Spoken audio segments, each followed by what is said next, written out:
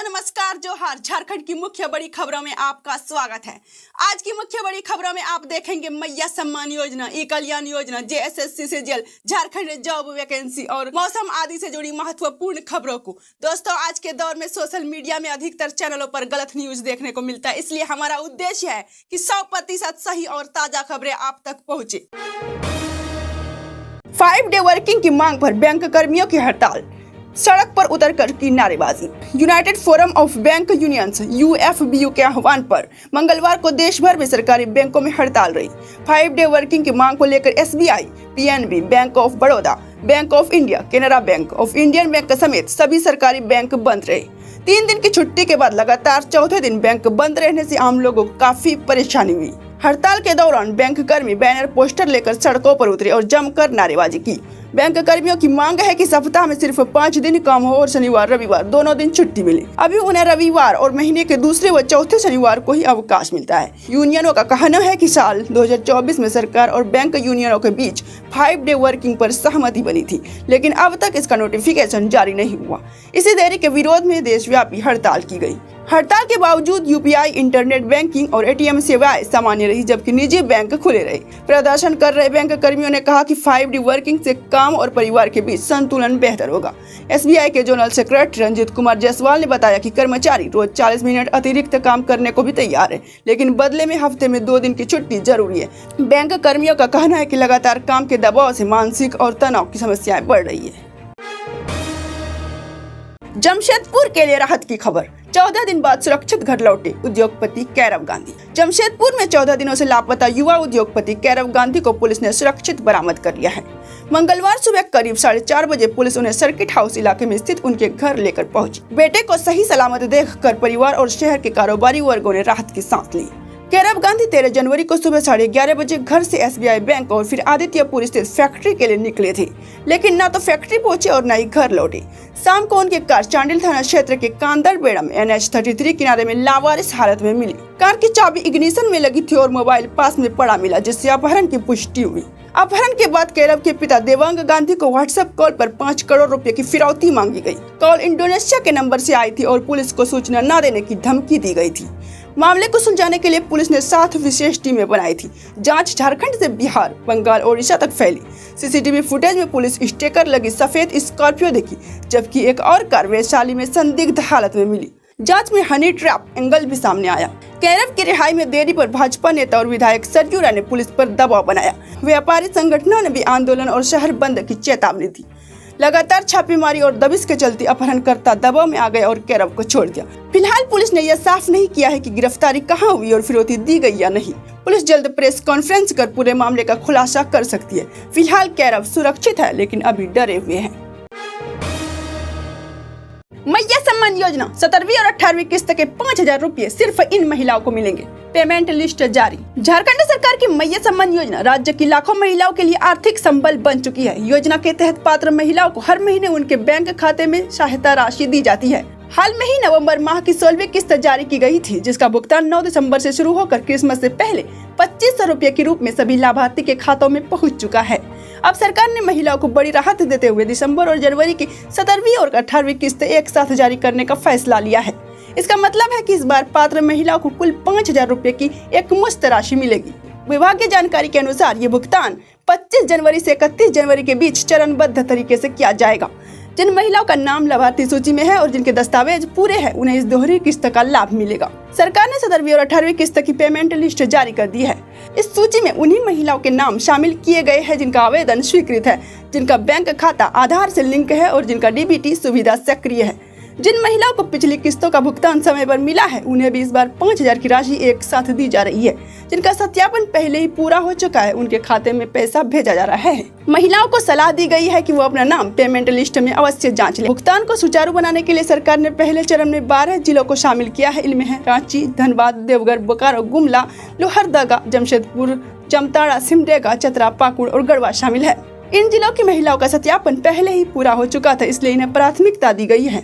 मैया सम्मान योजना का लाभ लेने के लिए महिला को झारखंड का स्थायी निवासी होना चाहिए, आयु 18 से 50 वर्ष के बीच होना चाहिए, परिवार की वार्षिक आय तय सीमा के भीतर होना चाहिए, परिवार का कोई भी सदस्य सरकारी नौकरी में नहीं होना चाहिए और आय करदाता नहीं होना चाहिए, बैंक का खाता आधार से लिंक होना चाहिए और डेबिट चालू होना चाहिए। आवेदन में दी गई सारी जानकारी सही होनी चाहिए। गलत जानकारी पाए जाने पर नाम लाभार्थी सूची से हटाया जा सकता है।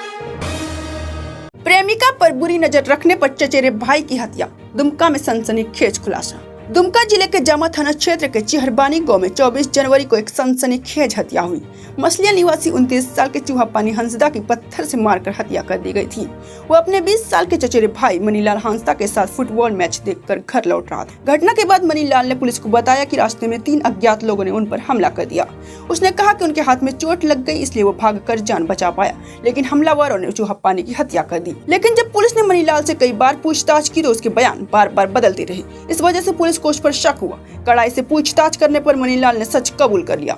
मनीलाल ने बताया कि चूहापानी उनकी प्रेमिका पर गलत नजर रखता था, जिसको लेकर उन दोनों के बीच कई बार झगड़ा हो चुका था। 24 जनवरी को मैच देखकर घर लौटते समय पैसों को लेकर विवाद हुआ। पहले से मन में गुस्सा था, इसी का फायदा उठाकर मनीलाल ने पत्थर और हाथ में पहने लोहे के कड़े से हमला कर चूहेपानी की हत्या कर दी। हत्या के बाद खुद को बचाने के लिए गांव में जाकर झूठी कहानी बनाई और अज्ञात लोगों पर आरोप लगाया। उसने खुद FIR दर्ज करने की भी कोशिश की, लेकिन पुलिस ने मृतक के जीजा बाबू सोलबास्की के बयान पर मामला दर्ज किया। मासिया थाना प्रभारी राजेश रंजन ने बताया कि लगातार बयान बदलने के कारण पुलिस का शक और गहरा गया। आखिरकार आरोपी ने अपना जुर्म स्वीकार कर लिया और उसकी निशानदेही पर हत्या में इस्तेमाल किया गया पत्थर और लोहे का कड़ा भी बरामद कर लिया गया। UGC गाइडलाइन विवाद में उतरे निशिकांत दुबे, बोले PM मोदी के रहते सवर्णों को नुकसान नहीं। देश की राजनीति में इस समय बहस का केंद्र सड़क नहीं बल्कि सोशल मीडिया बन गया है। वजह है UGC का नया नियम promotion of equity in higher education institutions regulations 2026। इस नियम ने एक बार फिर जाति आरक्षण और समानता को लेकर बहस तेज कर दी है। इस बार खास बात यह है कि विरोध और आशंकाएं सिर्फ विपक्ष तक सीमित नहीं है।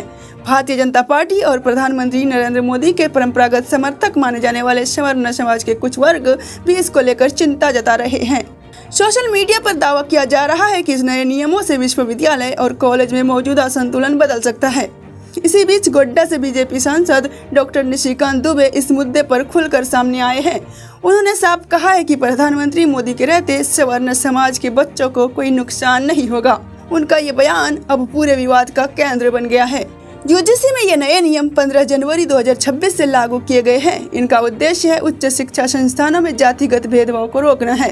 पहले ऐसे प्रावधान मुख्य रूप से अनुसूचित जाति SC और अनुसूचित जनजाति ST तक सीमित माने जाते थे, लेकिन अब इसमें अन्य पिछड़ा वर्ग OBC को भी साफ तौर पर शामिल कर लिया है।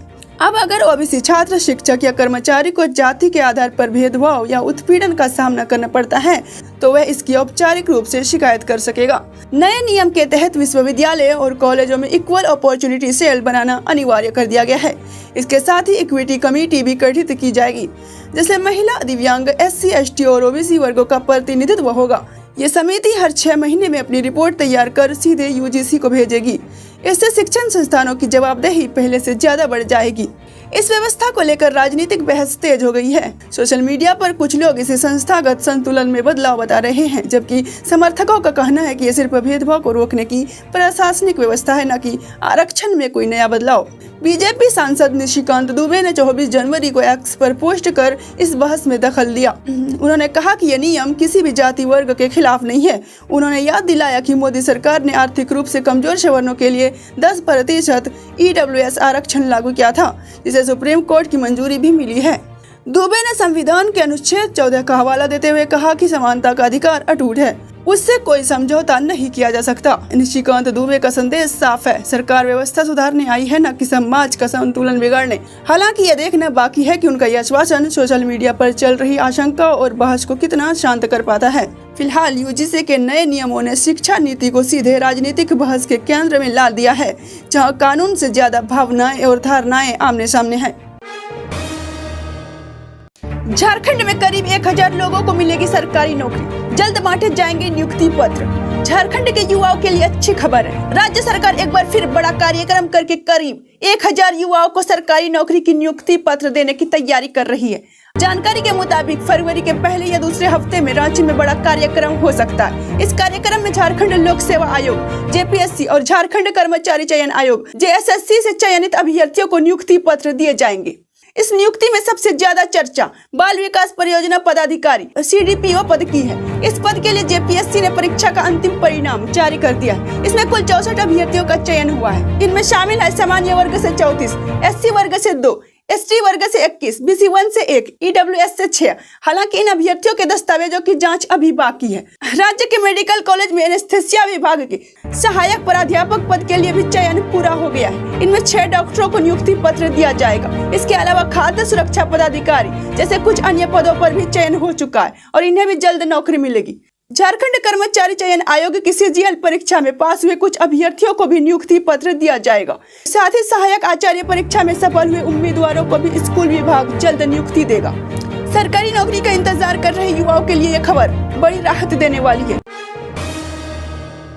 ई-कल्याण स्कॉलरशिप को लेकर बड़ी अपडेट, छात्रों को जल्द मिलेगी राशि।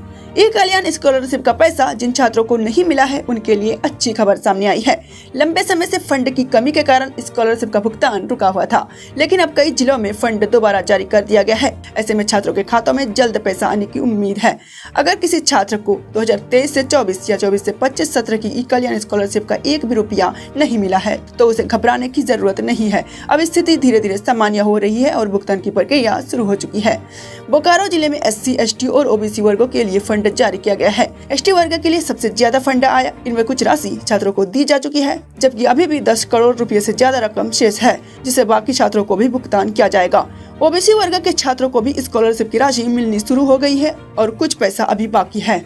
इससे साफ है कि बोकारो जिले के जिन छात्रों को अभी तक स्कॉलरशिप नहीं मिले है उन्हें भी जल्द पैसा मिलने वाला है, भले ही इनमें कुछ समय लगे। बोकारो के अलावा कोडरमा, रांची, लातेहार, गुमला, गिरिडीह, साहिबगंज और देवघर जिलों में भी फंड उपलब्ध हो चुका है। इन जिलों के छात्रों के खाते में 1-2 दिन या कुछ दिनों में स्कॉलरशिप की राशि भेजी जा सकती है।